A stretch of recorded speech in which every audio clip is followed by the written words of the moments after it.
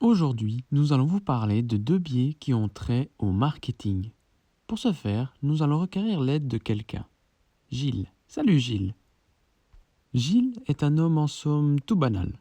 Il a 28 ans et est étudiant. Il prépare un bachelor en commerce.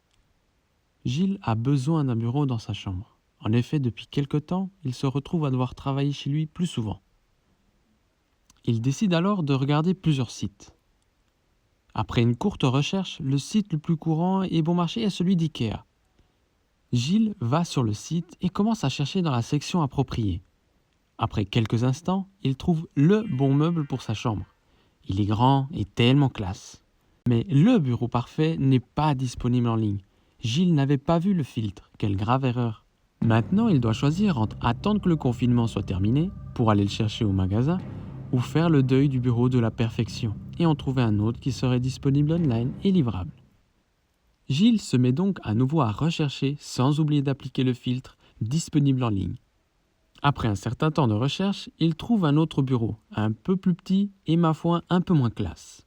Finalement, il se décide à l'acheter, parce que faire ses cours à distance couché sur son lit, ce n'est vraiment pas pratique.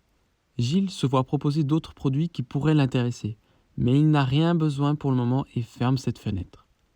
Il va alors dans son panier pour effectuer sa commande. Il entre son NPA et choisit son mode de livraison. Il entre ses coordonnées et les éventuelles informations pour le transporteur. Et finalement, il procède au paiement. Le processus d'achat s'est déroulé sans problème et il n'a même pas eu besoin de créer un compte. Juste d'entrer ses informations et le tour est joué. Ça y est, le paiement est fait et la livraison est en cours. Gilles est mitigé à propos de son expérience sur ce site. Mais au final, même s'il a rencontré des problèmes lors du choix du meuble, les étapes d'achat se sont bien déroulées. Pas le temps d'aller au bout de la pensée, il reçoit un mail d'IKEA qui lui confirme sa commande et le félicite de son choix. Maintenant, il attend avec impatience son nouveau bureau. Ce que vit Gilles illustre très clairement la théorie du pick and roll, traduisible en français par la loi de l'apogée. La théorie explique que par les mécanismes de notre mémoire, nous avons tendance à juger positivement ou négativement une expérience, dans ce cas le processus d'achat de Gilles.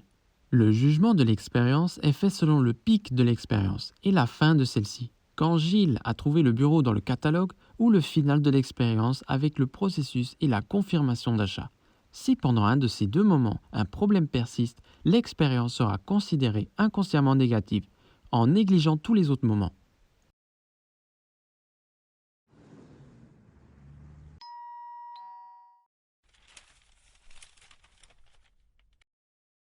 Une fois le bureau monté et en place, Gilles se met à le comparer au premier bureau, qu'il voulait commander mais qui n'était pas disponible. Il se dit qu'après mûre réflexion, c'est finalement un meilleur bureau que le premier.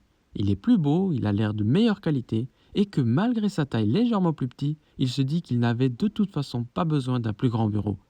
Plusieurs personnes doutent d'avoir fait un bon achat une fois passé à la caisse. La rationalisation a posteriori est un phénomène qui nous amène à réfléchir des arguments rationnels et concrets qui peuvent nous convaincre et confirmer le sentiment d'avoir fait un bon achat. Ceci afin de supprimer les perceptions négatives sur l'achat et d'éviter ainsi les remords des consommateurs. Pour nous pousser dans cette démarche de rationalisation, les entreprises de e-commerce utilisent souvent la technique du mail qui nous félicite et nous conforte dans notre choix. C'est d'ailleurs ce qui est arrivé à Gilles.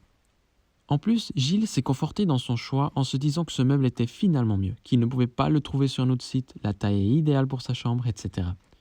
En conclusion, nous pouvons dire que l'esprit et notre mémoire jouent ici un rôle primordial. Ils nous amènent à juger une expérience de manière positive ou négative de façon inconsciente. Ils nous poussent aussi à continuer à se demander si nous avons fait un bon achat ou non. Ces deux théories font partie d'une liste beaucoup plus importante. Si vous aspirez à un business prospère et la fidélisation de vos clients, il ne faut pas oublier de les prendre en compte. Il en va de même si vous souhaitez juste mieux connaître votre cerveau. Merci d'avoir passé ce temps avec nous pour cette vidéo de vulgarisation marketing. Et peut-être à bientôt.